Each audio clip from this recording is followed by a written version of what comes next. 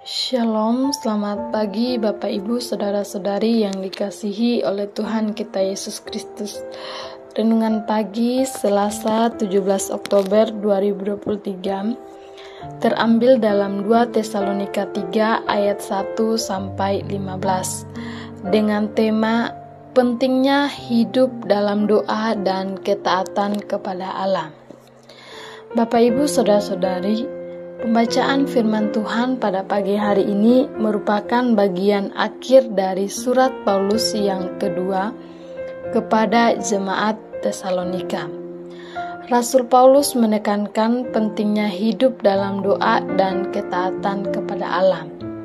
Rasul Paulus memohon supaya jemaat Tesalonika mendoakan dia untuk beberapa hal, yaitu yang pertama, supaya firman Tuhan yang diberitakan dapat diterima. Bisa kita lihat dalam ayat yang pertama. Yang kedua, supaya Tuhan melepaskan mereka dari para pengacau dan orang-orang jahat. Bisa dilihat dalam ayat yang kedua sampai ayat yang ketiga. Yang ketiga, supaya mereka menjadi taat dengan cara tetap menunjukkan hati kepada kasih Allah dan kepada ketabahan Kristus. Bisa dilihat dalam ayat yang keempat sampai ayat yang kelima.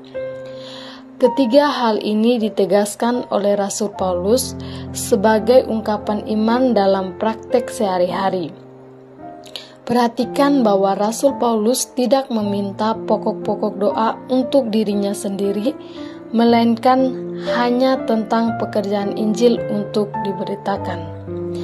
Rasul Paulus menekankan hal ini dalam kaitannya untuk memberikan teladan bagaimana dia tidak mengandalkan orang lain untuk memberinya penghasilan, melainkan tetap bekerja dengan rajin untuk memberikan teladan hidup dalam iman.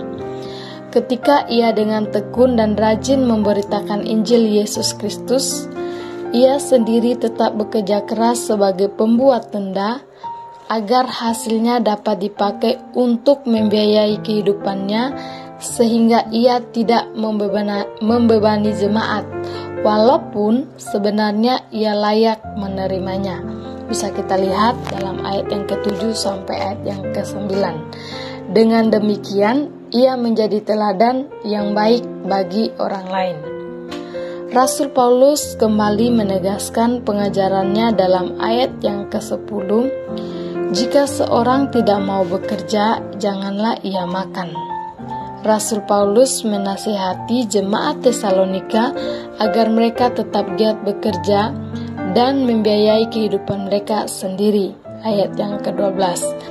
Nasihat ini penting karena kedatangan Kristus tidak diketahui. Hal itu adalah hal Allah sepenuhnya. Maka dari itu, jemaat Tesalonika dipanggil untuk tetap bekerja sebagaimana biasanya sambil melakukan perbuatan baik, pemberitaan Injil, dan kasih bagi saudara seiman. Dari teladan diri dan nasihatnya, Rasul Paulus ingin mengajarkan bahwa umat Kristen tidak boleh menjadi umat yang malas dengan alasan apapun. Jangan sampai kita memakai iman kita untuk membenarkan gaya hidup yang malas.